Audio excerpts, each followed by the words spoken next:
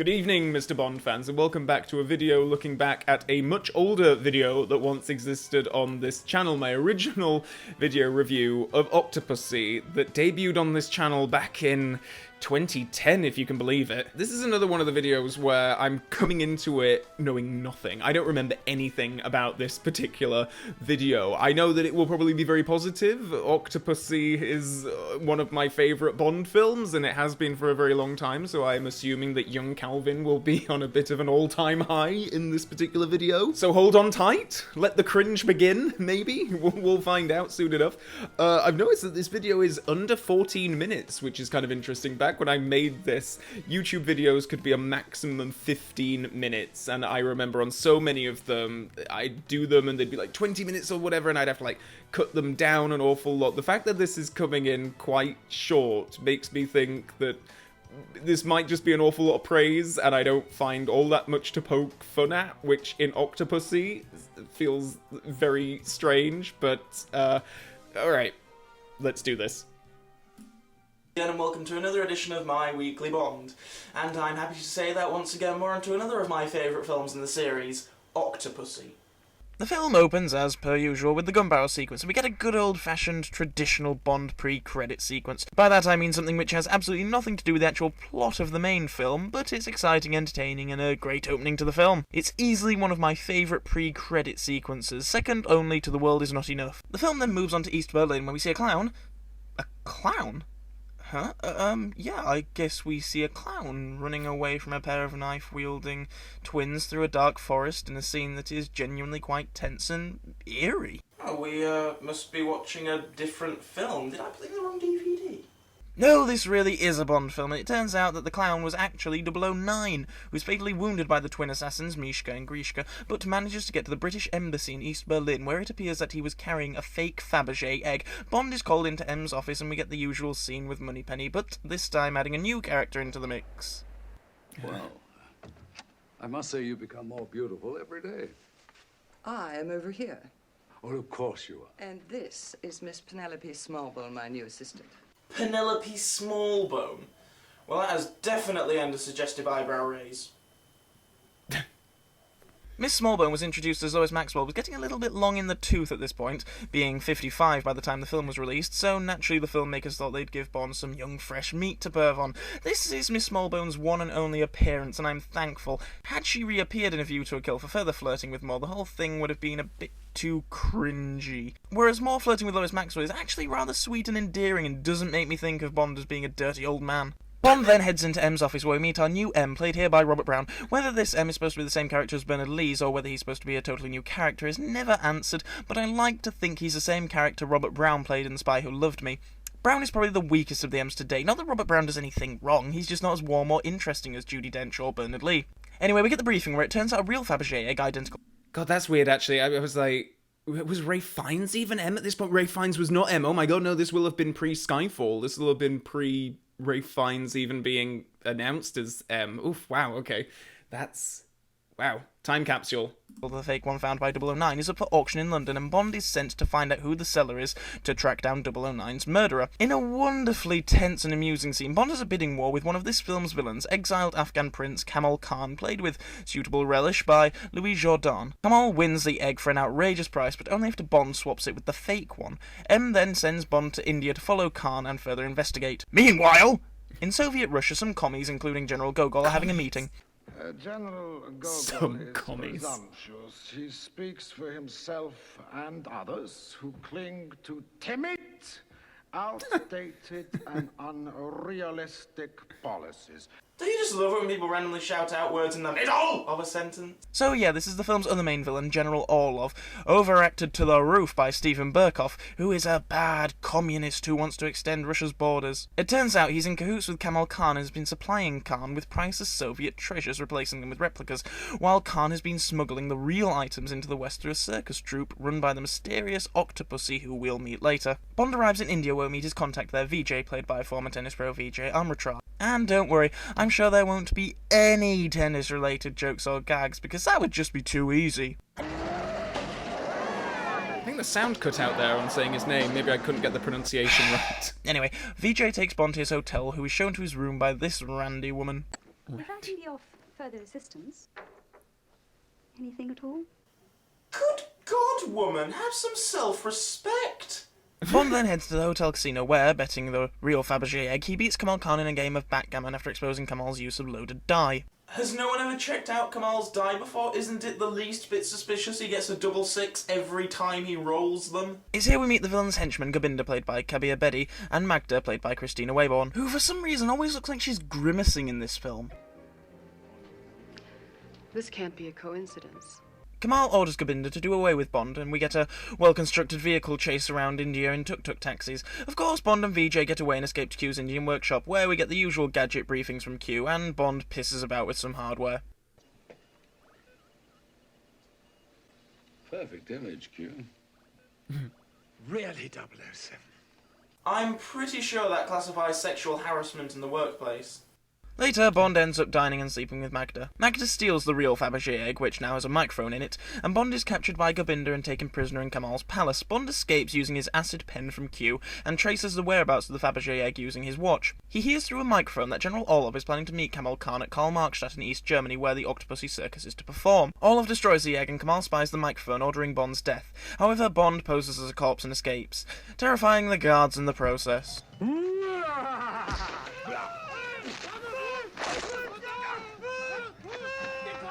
Oh, that gives me deja vu. Oh, I think I'm remembering something.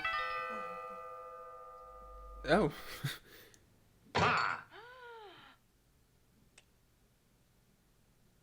I'm sorry, why did Bond yelp like that when he grabbed her hand? Was he just trying to scare her? Is he a fan of jump scares? Well, I guess that answers my question from 2 reviews ago then. Bond does indeed like jump scares. Bond then fights his way through the jungle while being hunted by Kamal and fending off various wildlife. Yourself.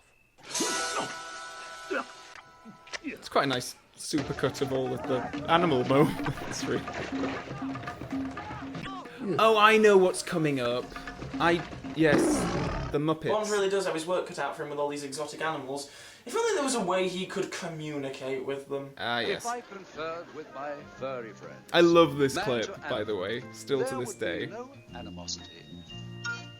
If I could walk with the Dare I say, animals, better than the talk Rex with the Harrison animals, version from the grunt Dr. Dolittle film. and squawk with the animals, and they could talk to me.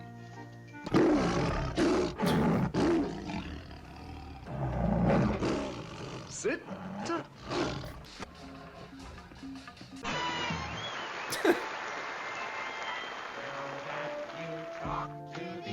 I love this. Must have been one of the shortest video reviews I'd made at that point, and a good chunk of it is just this clip from the Muppets, which I really liked. Talk to the animals. Grunt and squeak and squawk with the animals. And they can talk to me.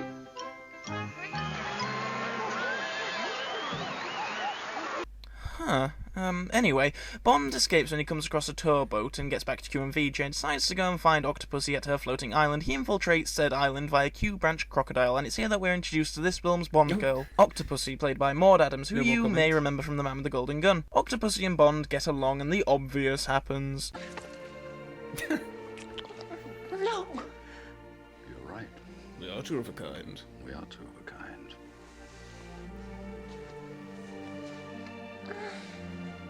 I love the score for this film.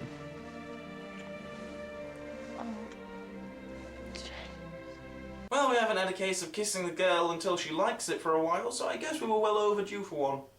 Anyway, Kamal sends some thugs to Octopussy to kill Bond, who escapes but is believed dead by Octopussy. Bond arrives at the shore to meet Q and discovers that the thugs had killed Vijay. Bond then heads to East Germany to infiltrate Octopussy's circus, receiving his How did I not go more into Vijay's death there? Because that's, like, I still find that one of the hardest hitting moments in any of these films, because Vijay is such a great ally character. I can't believe I just brushed over it like that. That surprises me. From M en route. Charles Morton, manufacturer's representative from Leeds. Leeds? I'm from Leeds. Unfortunately, we never get to hear Roger Moore's northern accent, as he never gets a chance to use his cover, which makes that last scene pretty Pointless, really. Anyway, Bond gets into Octopussy's circus and sneaks past Magda in order to get behind the curtain.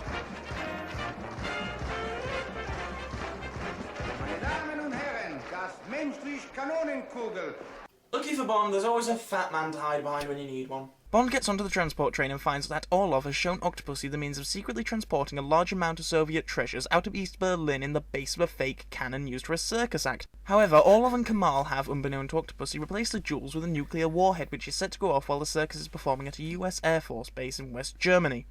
When going through the plot details, like that, it almost sounds ridiculous, doesn't it? The explosion would trigger Europe into seeking disarmament in the belief that the bomb belonged to the US and was set off accidentally, leaving its borders open for Orlov to invade. In summary, Bond kills one of the twins, Orlov reveals his dastardly plan, someone gets shot in the head, Bond drives a car along railway tracks and fight with Gobinder on top of a moving train before killing the other twin and hitching ride of a stereotypical German couple and stealing someone's car. All because she deemed her needs of a payphone more important than his, and breathe. Oh Christ, wait, there's more. Orlov is killed. The circus starts in West Germany. The guy from the Waldorf Salad episode of Fawlty Towers has magic tricks played on him by Madga. Octopussy has no idea what's going on. Never Say Never Again has its release date postponed, and Kamal and Gobinder beg her off away from the circus before the bomb goes off. I'm sure the general will get a big blast out of this. That's quite good. You won't be disappointed. You know, the irony of that last line will only become apparent to that general like a millisecond before he dies. What a waste of good wit. Meanwhile, Bond, now being chased by the police, gets into the circus quite and good. passes by security by dressing as a clown. Ladies and gentlemen. Hey, is anyone else in there? Bond's dressed as a clown. So what? Next! To be honest, I'm always amazed when I watch Octopussy at just how John Glenn and the filmmakers were able to make the next scene so suspenseful. I mean, on paper, it should be the most ridiculous scene in Bond up to this point, not including double-take pigeons, of course, but instead it's genuinely very tense and engaging. Though, of course, Bond defuses the bomb and reveals to Octopussy that Kamal has betrayed her, so she heads back to India to confront him as he is planning to get away with Gobinder. You left me to be killed along with thousands of innocent people.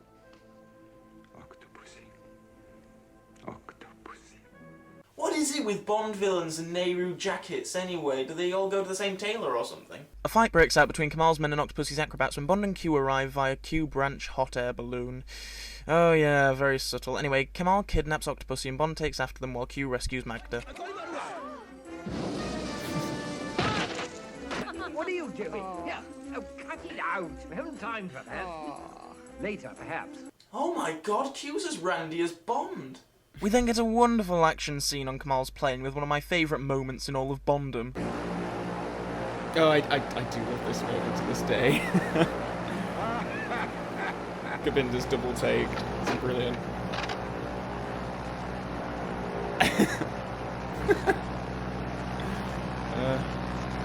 Very good.